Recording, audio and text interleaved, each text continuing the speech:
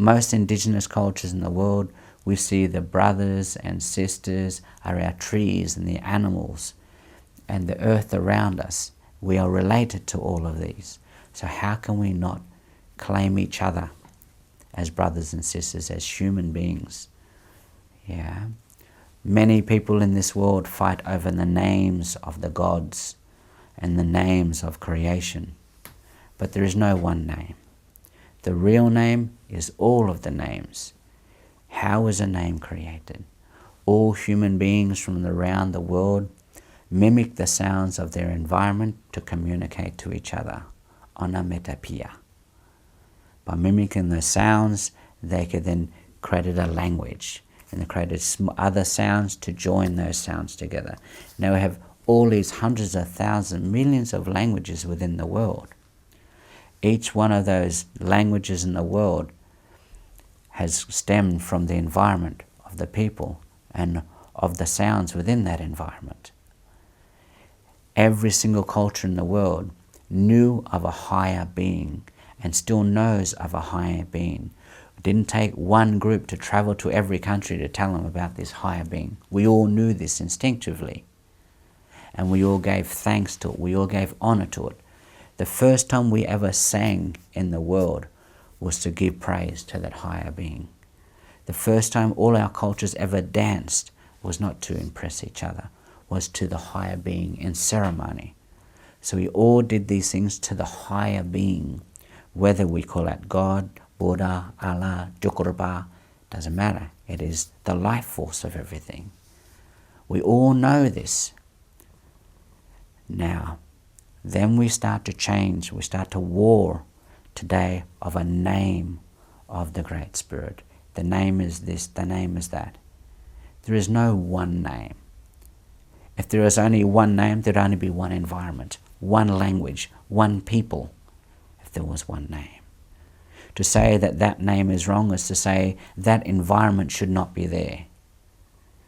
That people should not exist. That language should not have been created from that particular environment. Those sounds shouldn't exist, so therefore that should be desolate. I think that is the simplest way to think of it. If we break it down to the simplest forms, everything and everyone is a manifestation of everything around us. Our language, our thoughts, our foods, everything is manifested from her first, from our mother. In order to get back to her, back to the grassroots, we need to simplify things. Go back to the simplicity. What gives you the right to say the name of the Spirit in your language is also the same right that I have to give it in my language. I am an Aboriginal man, but I am human first. I am part of the human species before I am a cultural person. First I am human. And then we expand. And then we can expand to our beliefs and our behavior patterns and our foods and our totems and our language, our songs, our dances, our stories, our ceremonies. But first, we are human beings.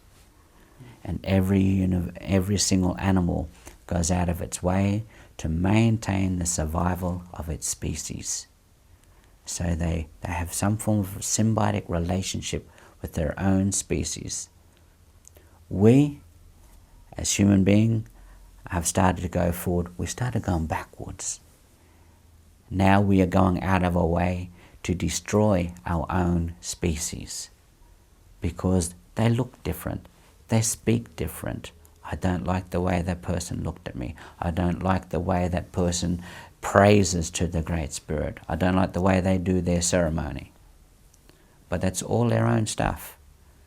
All our own problems come from within. But so too must our answers. Our answers must come from within as well. Not what you see on TV, not what you see around us on books and on radios and in magazines. These things lie to us all of the time, as they do. A lot of the time these things are used to around us to get us to think a particular way and lean us into a particular way of thinking. But we all have a brain, we all have a heart. Inside we all know what is right and what is wrong. We don't have to read a book. You go out into the most desolate people in the middle of nowhere who don't read and write, they still have the laws of the heart still inside, which are the laws of all nations in the world, which is what is right and what is wrong. We don't have to be taught that. We know that already. When you learn to speak, you know what is right and what is wrong, without that having to be passed down to you. The animal species does that. The birds, the bees, every species knows what is right and what is wrong. It doesn't have to be written on a tablet or in a book or on the internet. Yeah. I think we need to look more at ourselves than look out there. If we see a problem, don't blame the man over there. Think of how we're looking at the situation. What is it that I don't like about that? Now, why don't I like it? Now, what can I choose to say, think, or do to change my own opinion rather than their opinion? Yeah. Too many people in the world try to change out there rather than changing what's inside. That's what's important. So your journey internally is the most important journey, not the journey outside. This is your reward when you travel outside for how far you travel inside. Yeah. Happiness is not just a state of mind, but a state of heart and a state of being. If you're happy with yourself and what you do and how you act and react around you, you'll die with a smile on your face. And it doesn't matter what anyone around you says or thinks around you. That's where true happiness is. It's inside there. Many people today think too much. Think about cause, think about effect. I have one thing to say. Think about where you would like your children to live, how you would like them to live in years to come. Make that your thought. If you would like them to be accepted, think about them and pass on that knowledge for them to accept everything else and everyone else out there. The start must come from inside, not out there. Change yourself individually, your way of thinking, the way of speaking, your way of acting, then help those around you and your family and your friends. It's mostly the biggest word, acceptance. We do not have to agree, we can simply agree to disagree. We don't have to war over it, we don't have to kill over it. We have to accept.